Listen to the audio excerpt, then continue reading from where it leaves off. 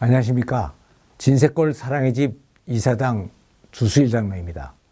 오늘은 어떤 한 가정에 실제로 있었던 얘기를 중심으로 가정을 바로 세우는데 가정의 역할이 얼마나 중요한가 하는 문제에 대해서 한번 생각을 해보겠습니다. 남편은 교회 안수집사인데도 불구하고 일주일이 멀다고 아내에게 폭력을 휘둘렀습니다. 아내에게뿐 아니라 아이들에게도 마찬가지였습니다. 그런데 이제는 아이들도 다 커서 반발을 하기 시작했기 때문에 사태가 아주 심각해졌던 것입니다. 결혼 초기에는 그런 남편이 아니었습니다. 어느 날부터인가 이렇게 변했습니다. 그래서 계속 당하기만 하던 아내가 너무 답답해서 저를 찾아와 하소연을 했던 것입니다. 그래서는 이 문제에 대해서 이것이 왜 이렇게 됐는가, 또 어떻게 해결할 수 있겠는가 하는 문제에 대해서 한번 깊이 생각을 해봤습니다. 이 여인은 미장원을 경영하고 있었습니다. 수완이 아주 좋아서 미장원은 잘 되었고 가정경제도 아주 풍족하게 됐습니다. 그래서 남편에게 별도로 자가용까지 사줬습니다. 그런데 남편은 결혼한 지 20년이 지나도록 변변한 직장 하나도 가지지를 못하고 아내에게 계속 용돈까지 받았으면서도 그날그날 소일을 하고 있었습니다. 그러면서도 껄핏하면 아내에게 주먹질을 했습니다. 뭐가 부족해서 그래요? 나 같은 아내라면 업고 다녀도 시원치 않을 텐데 이렇게 막 해도 되는 거예요? 아내는 악을 써보았지만 소용이 없었습니다. 그래서 저는 그 남편을 만나서 자세한 얘기를 한번 들어봤습니다. 왜 그렇게 폭력을 계속 씁니까? 하고 물었더니 그 남편은 태연하게 여자는 사흘들이로 패지 않으면 버릇이 나빠진다고요. 명태와 마누라는 폐하 부드러워진다고 하지 않습니까? 하고 대답을 하는 것이었습니다. 그래서 몇 마디 대화를 나누는 동안에 이 남편은 여자를 꼭 주먹으로 다뤄야 된다는 신념이 아주 강하다는 것을 느꼈습니다. 그래서 나는 몇 가지 질문을 더 해봤습니다. 그런데 그는 자기가 가정을 경제적으로 뒷받침하지 못하는 것에 대해서 상당한 열등감을 가지고 있었습니다. 내가 물어보지도 않았는데 자기도 한때는 돈을 많이 벌었다는 등, 그리고 현재는 가장의 경제적 의무를 다하지는 못하고 있지만 언젠가는 자기도 한 건 크게 할 것이라고 계속 변명을 했습니다. 사람은 누구나 남들로부터 자기 가치와 존재감을 인정받고 싶어 합니다. 이것을 심리학이나 상담학에서는 중요감 또는 자존감이라고 말을 합니다.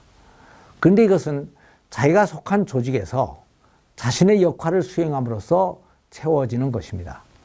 그래서 남편은 이 가정에서 머리로서 가장의 역할을 제대로 할 때 이것이 채워지게 되어 있습니다. 그런데 이것을 하지 못할 경우에는 꼭 남이 뭐라고 해서가 아니라 자기 스스로가 괴로워지는 것입니다. 그래서 사람들은 이것들을 어느 정도 채우며 살아가고 있는데 이 가정의 경우에는 아내가 경제적인 능력이 뛰어나다 보니까 가정에서의 주도권은 다 잡고 있었고 이러한 상황이 한두 달이 아니고 오랜 세월 계속되기 때문에 이제는 아이들까지도 아버지보다는 어머니가 더 능력이 있다는 것을 인정하게 됐던 것입니다. 그래서 이 아버지는 가정에서 소외를 당하고 있었습니다. 이것이 바로 이 문제의 발단이었습니다. 이러한 상황에서 남편이 아내와 아이들을 이기고 자신의 위치를 확인할 수 있는 길은 꼭 한 가지밖에 없었는데 그것이 바로 주먹이었던 것입니다. 그래서 그것으로 자기 위치를 늘 확인하고 있었던 것입니다. 그렇다면 이런 문제를 어떻게 해결할 수 있겠습니까? 그것은 결국 그 남편이 가정으로서의 정상적인 정체성을 회복할 수 있도록 배려를 해주는 길밖에 없었던 것입니다. 남자들이 가정에서 가장으로서 해야 되는 역할은 크게 나누어 두 가지가 있습니다. 하나는 처자식들이 일상생활을 해나가는 데 필요한 물질적인 것들을 공급하는 것이고, 또 다른 하나는 식구들에게 올바른 가치관과 도덕관을 심어주는 정신적인 것들입니다. 그런데 이 올바른 가치관을 심어준다는 것이 세상 사람들은 사상이나 도덕이나 철학을 가르쳐주는 것이지만 크리스천들에게 있어서는 무엇을 위하여 어떻게 살 것인가 하는 인생의 목표를 올바로 심어주는 것인데 이것이 바로 신앙교육인 것입니다. 그래서 크리스천들에게는 이것이 물질적인 필요를 채워주는 것보다 훨씬 더 중요한 것입니다. 그런데 하나님은 이 일들을 남자들에게 맡기셨습니다. 남자들은 그래서 이것을 근거로 가정에서 처자식을 이끌며 가장으로서 권위를 가지게 되는데 이 권위야말로 하나님이 가장인 남자들에게 주신 최고의 정체성인 것입니다. 그래서 가장은 이것을 수행하기 위하여 가정에서 가정 예배를 드리며 하나님의 말씀을 대언하고 가르쳐야 되는 것입니다. 돈을 벌어오는 것은 여자도 할 수가 있고 현대에는 여자들이 남자들보다 오히려 더 잘할 수도 있는 것입니다. 그러나 제사장직은 하나님께서 여성들에게 맡긴 적이 없습니다. 그런데 남편들이 이 제사장직을 수행하려면 제단이 있어야 됩니다. 그렇다면 오늘날의 제단은 무엇을 말하는 것입니까? 구약시대에는 소와 양을 잡는 제단이 있었습니다. 그러나 오늘날에는 가정예배를 드리는 가정제단을 회복해야 되는 것입니다. 그래서 가장은 가정예배를 회복하고 제사장으로서 가정예배를 인도하면서 가장의 영적 권위를 확립해야 되는 것입니다. 세계적으로 보면 우리나라와 같이 남성 우월주의 사상이 강한 나라도 없습니다. 그래서 오늘날은 그렇지도 않지만 옛날에 우리나라는 불명예스럽게도 남아 선호도가 세계에서 가장 높은 나라로 돼 있었습니다. 그런데 이렇게 된 그 이유는 유교적인 제사 제도에서 그 이유를 찾을 수가 있었습니다. 제사에서 조상 앞에 나갈 수 있는 제사장은 남자였던 것입니다.